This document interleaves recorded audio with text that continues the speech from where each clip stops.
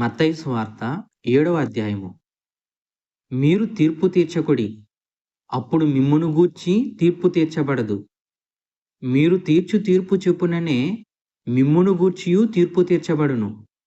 మీరు కొలుచు కొలత చొప్పుననే మీకును కొలవబడును. నీ కంటిలోనున్న దూలమునెంచక నీ సహోదరుని కంటిలోనున్న నలుసును చూచుట ఎలా? నీ కంటిలో దూలముండగా నీవు నీ సహోదరుని చూచి నీ కంటిలోనున్న నలుసును తీసివేయనిమ్మని చెప్పనేలా? వేషధారి, మొదట నీ కంటిలోనున్న దూలమును తీసివేసుకొనుము, అప్పుడు నీ సహోదరుని కంటిలోనున్న నలుసును తీసివేయుటకు నీకు తేటగా కనబడును. పరిశుద్ధమైనది కుక్కలకు పెట్టకుడి, మీ ముత్యములను పందుల ఎదుట వేయకుడి. వేసిన ఎడల అవి ఒకవేళ వాటిని కాళ్ళతో త్రొక్కి మీ మీద పడి మిమ్మును చీల్చివేయును.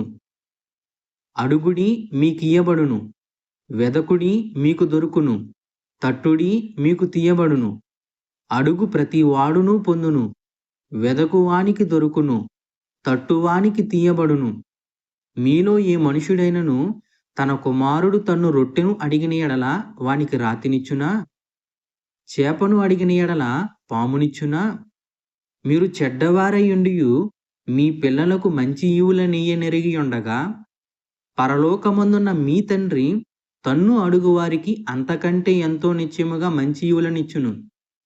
కావున మనుషులు మీకు ఏమి చేయవలెనని మీరు కోరుదురో అలాగుననే మీరును వారికి చేయుడి.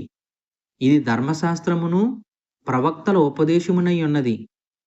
ఇరుకు ద్వారమున ప్రవేశించుడి, నాశనమునకు పోవు ద్వారము వెడల్పును ఆ దారి విశాలమునై ఉన్నది, దాని ద్వారా ప్రవేశించువారు అనేకులు.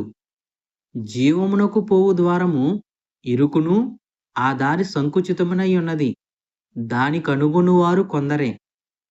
అబద్ధ ప్రవక్తలను గూర్చి జాగ్రత్తపడుడి.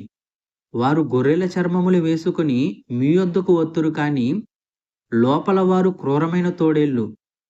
వారి ఫలముల వలన మీరు వారిని తెలుసుకొందురు. ముండ్ల పొదలలో ద్రాక్ష పండ్లనైనను పల్లేరు చెట్లను అంజూరపు పండ్లనైనను కోయుదురా? అలాగుననే ప్రతి మంచి చెట్టు మంచి ఫలములు ఫలించును, పనికి మాలిన చెట్టు కాని ఫలములు ఫలించును. మంచి చెట్టు కాని ఫలములు ఫలింపనేరదు, పనికి మాలిన చెట్టు మంచి ఫలములు ఫలింపనేరదు. మంచి ఫలములు ఫలింపని ప్రతి చెట్టు నరకబడి అగ్నిలో వేయబడును. కాబట్టి మీరు వారి ఫలముల వలన వారిని తెలుసుకొందురు. ప్రభువా ప్రభువా అని నన్ను పిలుచు ప్రతివాడును పరలోక రాజ్యములో ప్రవేశింపడు గాని పరలోకమందున్న నా తండ్రి చిత్త ప్రకారము చేయువాడే ప్రవేశించును. ఆ దినమందు అనేకులు నన్ను చూచి, ప్రభువా ప్రభువా, మేము నీ నామమున ప్రవచింపలేదా?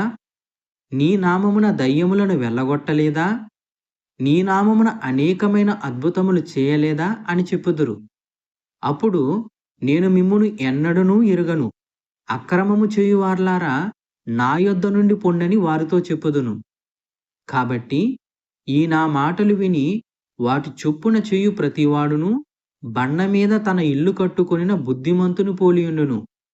వాన కురిసెను, వరదలు వచ్చెను, గాలి విసిరి ఆ ఇంటి మీద కొట్టెను గాని దాని పునాది బండ మీద వేయబడును గనుక అది పడలేదు. మరియు ఈ నా మాటలు విని వాటి చొప్పున చేయని ప్రతివాడు ఇసుక మీద తన ఇల్లు కట్టుకొనిన బుద్ధిహీనుని పోలియుండును. వాన కురిసెను, వరదలు వచ్చెను, గాలి విసిరి ఆ ఇంటి మీద కొట్టెను, అప్పుడది కూలబడెను, దాని పాటు గొప్పదని చెప్పెను.